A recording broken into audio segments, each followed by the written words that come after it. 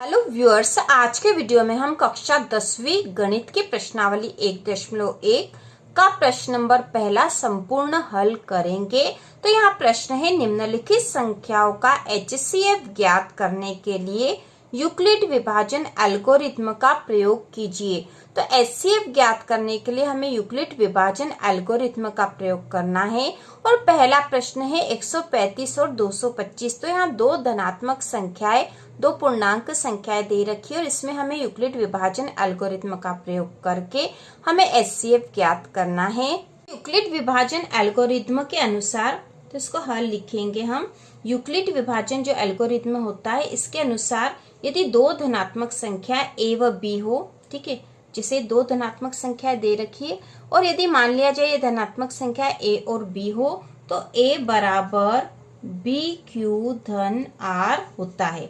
ठीक है, ये यूक्लिड विभाजन एल्गोरिथ्म के अनुसार है।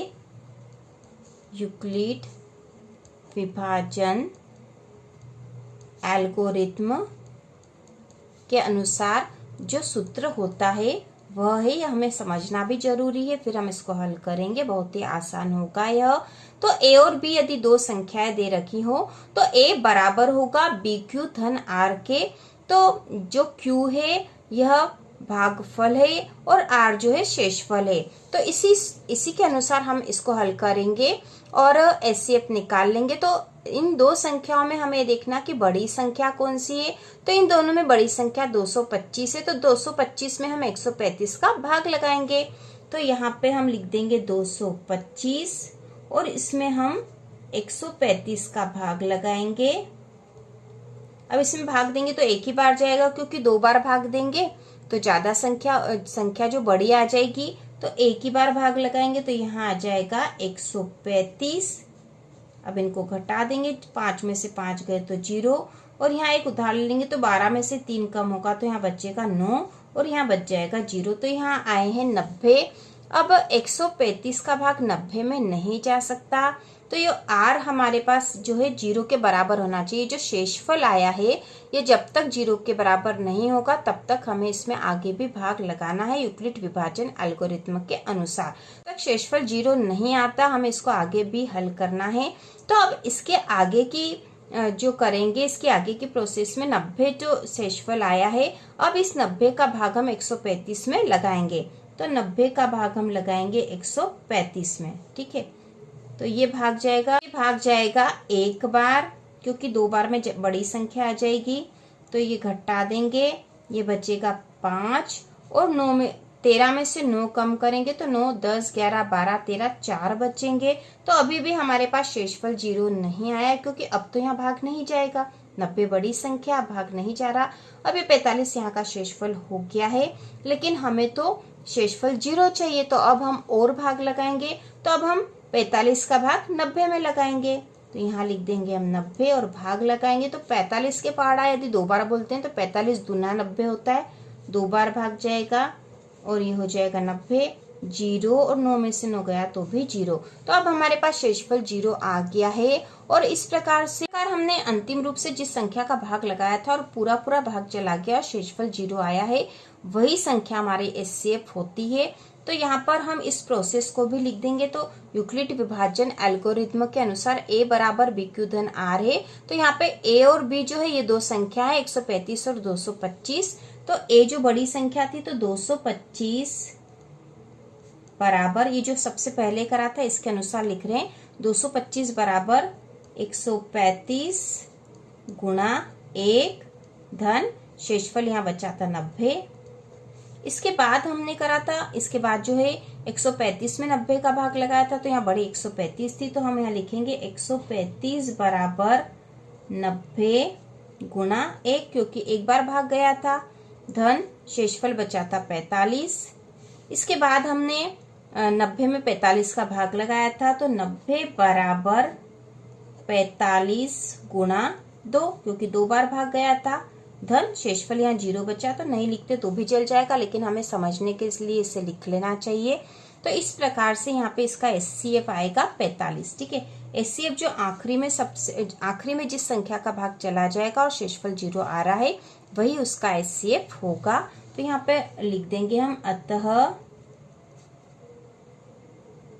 HCF बराबर 45 है और यही इसका आंसर होगा 45। प्रकार से हम यूक्लिड विभाजन एल्गोरिथ्म का प्रयोग करेंगे और HCF निकाल लेंगे। बहुत ही आसान है, केवल इसको हमें केवल समझना ही है। इसके बाद अगला करते हैं। इसके बाद जो अगला प्रश्न दे रखा वह है 196 और 38,220। इसमें भी हमें यूक्लिड विभाजन एल्गोरिथ्म का प्रयोग करके HCF निकालना है। तो यूक्लिड विभाजन एल्गोरिथ्म क्या होता है वह हमने समझ लिया था।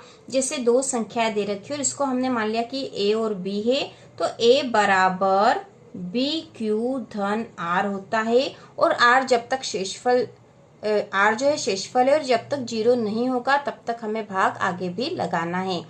तो इसको हम हल करेंगे। तो इसमें जो बड़ी संख्या वह है 38,220। तो 38,220 में हम 196 का भाग लगाएंगे। तो हम यहाँ लिख देते हैं 38,220 भागित 196। तो अब हम भाग लगाएंगे। तो सबसे पहले हम यह भाग कितनी बार जाएगा, तो 196 का यदि हम पहाड़ा एक बार बोलेंगे या दो बार बोलेंगे तो देख लेते हैं। यदि दो बार बोलेंगे तो कितना आएगा, तो यहाँ हम यही कर लेंगे ताकि हमें समझ में भी आ जाए। तो 196 गुणा 2, 2 छंग 12 की 2, असिल का 1, 2 नम 18 और 1 19 की 9, असिल का 1, 2 एकम 2 और 1 3, 392 हो जाएंगे जो कि बड़ी संख्या हो जाएगी। यहाँ 382 है तो हम एक ही बार भाग लगाते हैं। एक बार भाग लगाएंगे तो 196 ही आएगा, ये घट जाएगा। अब 12 में से 6 गए तो 6 बच्चे हैं। यहाँ पे इसने एक उधार दे दिया है 7 है, यहाँ पे इधर से उधार लेगा तो 17, 17 में से 9 कम करेंगे तो 8 बचेंगे और यहाँ 2 में से 1 कम करेंगे तो 1 बचेगा। तो यहाँ 186 आए हैं और ऊपर से उतार लेंगे हम 2, ठीक है, ऊपर से 2 उतर जाएंगे ये वाले। तो यहाँ पे हो गया 1862। अब 196 जो है इसका पहाड़ा कितनी बार बोलेंगे, तो यदि हम, क्योंकि बड़ी संख्या और यदि 10 बार बोलते हैं तो 1960 हो जाते हैं। तो हम 9 बार करके देखते हैं। तो 196 गुणा 9, 9 बार पहाड़ा बोलेंगे तो कितनी संख्या आ जाएगी, तो 9 का पहाड़ा 6 बार बोलेंगे, 9 छंग 54 की 4, असिल का 5, 9 का पहाड़ा 9 बार तो 81 और 5 86 की 6, असिल का 8 और 9 एकम 9 और 8 हो जाएगा 17। तो 1764 हो रहे। तो हम 9 बार भाग लगा देते हैं क्योंकि 10 बार में तो बड़ी संख्या हो रही है। तो हम 9 बार भाग लगाएंगे तो यहाँ हो जाएगा 1764। अब इसको हम घटा देंगे। तो यहाँ पे इधर से उधार लेके 12 में से 4 कम होंगे, तो 12 में से 4 कम होंगे तो बचेंगे 8। अब यहाँ बचा है 5, तो इधर सुधार लिया। 15 में से 6 कम हुए तो 9 बचे। अब यहाँ 7 बचा तो 0 और 1 में से 1 गया तो भी 0। तो यहाँ पे आया 98। अब ऊपर से एक जो 0 बचा था वह भी हम उतार लेंगे। यहाँ हो गए 980। तो अब 196 का हमें भाग लगाना है। तो कितनी बार भाग लगाएंगे कि 980 आ जाए, तो हम देखते हैं 196 है, 196 का भाग यदि हम 5 बार लगाते हैं, ठीक है, 5 बार लगाएंगे तो 5 अंक 30 की 0, असिल का 3, 5 का पहाड़ा 9 बार बोलेंगे तो 45, 46 47 48 की 8, असिल का 4, 5 एकम 5 और 4 9।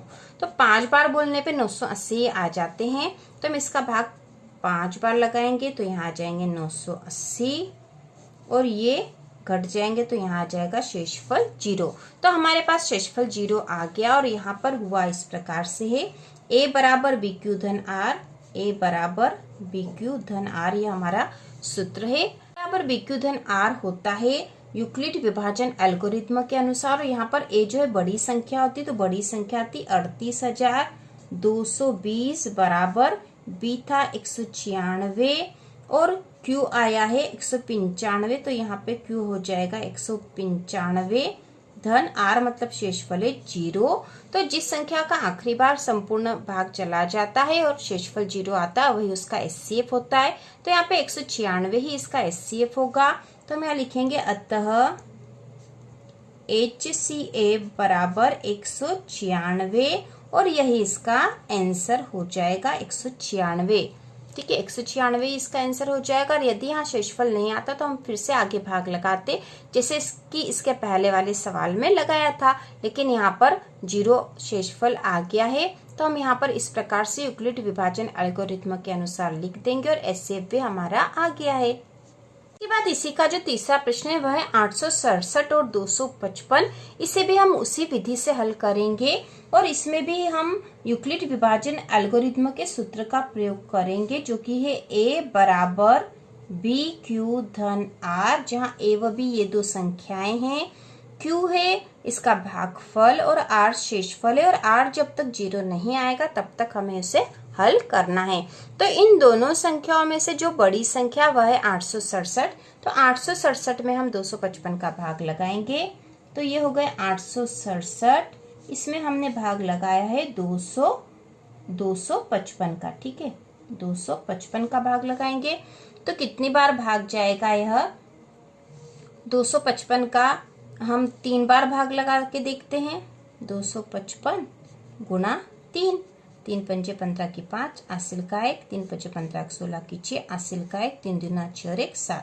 तो 765 आएंगे, और इससे ज्यादा करेंगे तो बड़ी संख्या हो जाएगी, तो हम 3 ही बार भाग लगाएंगे और ये हो जाएंगे 765। घटा देंगे, 7 में से 5 कम हुए तो 2 बचे, 6 में से 6 कम हुआ तो 0, 8 में से 7 कम हुआ तो 1 बचा। 102 आए हैं जो कि 0 नहीं है, तो हमें और भाग लगाना पड़ेगा। तो हमें 102 का भाग हम 255 में लगा देंगे, 102 का भाग 255 में लगा देंगे। तो इसका 102 का भाग कितनी बार लगाएंगे?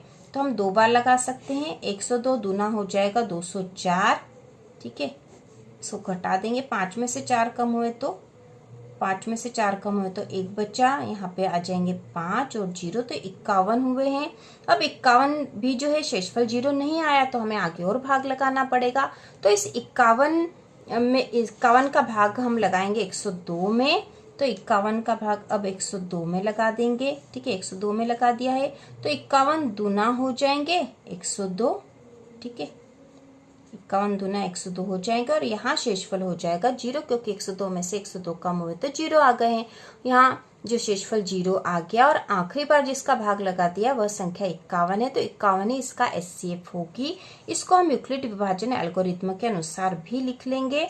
तो हम लिखेंगे 867 बराबर 255 गुणा 3 धन 102। पहली बार 102 शेषफल आया था। इसके बाद हम लिखेंगे 255 बराबर 102 गुणा 2 धन 51, जो कि शेषफल था यहाँ पर। और इसके बाद फिर हमने करा था, तो इसमें हम करेंगे 102 बराबर 51 गुणा 2 धन 0।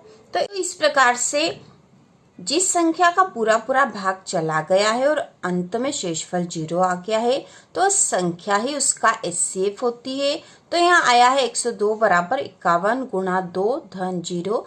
तो 51 का पूरा पूरा भाग यहाँ चला गया है, तो यहाँ पे जो एचसीएफ होगा वह होगा 51, जैसा कि हमने पिछले सवाल में भी करा था। तो हम लिखेंगे अतः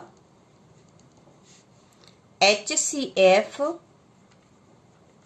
बराबर 51, ठीक है, और यही इसका आंसर होगा 51। एचसीएफ हमें मिल गया है यहाँ पर यूक्लिड विभाजन एल्गोरिथ्म का प्रयोग करके। तो इस प्रकार से यह प्रश्न पूरा हो चुका है, और इसी प्रकार के और वीडियो देखने के लिए कक्षा 10 की संपूर्ण तैयारी के लिए चैनल को सब्सक्राइब कीजिए।